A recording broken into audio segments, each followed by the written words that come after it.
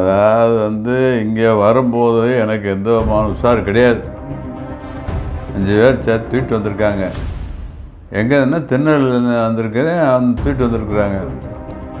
அது சொன்னாங்க, அதுதான் தெரியும் எனக்கு. இல்லாட்டி எனக்கு அது ஞாபகம் இல்லை.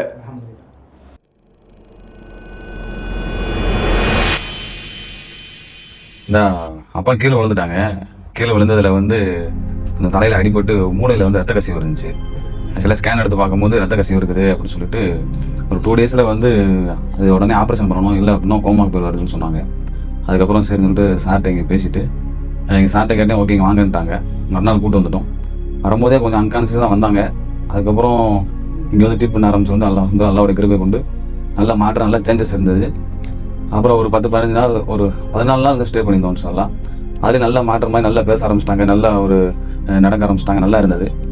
அதுக்கப்புறம் சரி நாங்கள் வீக்லி ஒன்ஸ் வரோம்னு சொல்லிட்டு வீட்டுக்கு போயிட்டு அதுக்கப்புறம் என்ன ஆச்சுன்னா, திருப்பி அவங்க வந்துட்டு கொஞ்சம் நாங்கள் சரியாக கவனிக்காதனால யூரின் போகும்போது கால் தட்டி மறுபடியும் விழுந்ததில் மறுபடியும் அதில் அடிபட்டதில் பார்த்தீங்க அப்படின்னா சுத்தமாக டெட் ஆயிடுச்சு. நான் அடுத்த தடவை மறுபடியும் இங்கே கூட்டு வரதுல பார்த்தீங்கன்னா எதுவுமே இல்லை. அவங்க நடக்க முடியல, அவங்களால பேச முடியல, கேட்க முடியல, எதுவுமே செய்ய முடியல. ஒரு 4-5 பேர் தூக்கிட்டு தான் வந்தோம். நாங்கள் வந்து வெறும் உயிர் மட்டும் தான் இருந்துச்சு, துடிப்புமே ரொம்ப கம்மியாக இருந்துச்சு. அன்றைக்கி நைட்டுமே ரொம்ப சிரமப்பட்டோம். அப்புறம் ட்ரிப்பு தான் போட்டு இது பண்ணணும் அப்படின்னு சார் சொல்லிட்டாங்க. அப்போ ட்ரிப்பு போட்டோம்.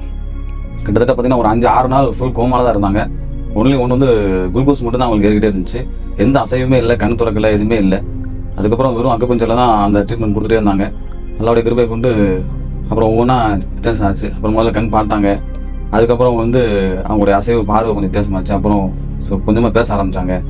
அதுக்கப்புறம் கொஞ்சம் கொஞ்சமாக சேஞ்ச் ஆகி இன்றைக்கி அல்லாவோட கிருபை நல்லா இருக்கிறாங்க, நல்லா பேசுகிறாங்க, நடக்கிறாங்க, சாப்பிட்றாங்க, அவங்களோட தேவையில் அவங்களே செஞ்சுக்கிறாங்க. சாலா பெரிய மாற்றம் தான் இருக்குது. இப்போ நாங்கள் ஸ்கேன் எடுத்து பார்த்தோம். இன்றைக்கி பார்த்தீங்கன்னா அது வந்து பெரிய அல்லாவோட கிருபை கொண்டு பெரிய மாற்றம் இருக்குது. நாங்கள் முன்னாடி பார்த்ததை விட இன்றைக்கி ஸ்கேனில் வந்து பெரிய சேஞ்சஸ் நாங்கள் எதிர்பார்க்கவே இல்லை. இந்த அளவுக்கு எதிர்பார்க்கவே இல்லை. அந்த அளவுக்கு இந்த சாலா பெரிய ஒரு மாற்றம் கிடைச்சிருக்கு. இல்லை, எதுவுமே ஞாபகம்னா மதுரை பெரிய ஆஸ்பத்திரியில் போய் செக் பண்ணோம். ஆமாம், 15ஆம் தேதிக்கு முன்னாடி நினைக்கிறேன். இப்போ மயக்கம்லாம் இல்லை.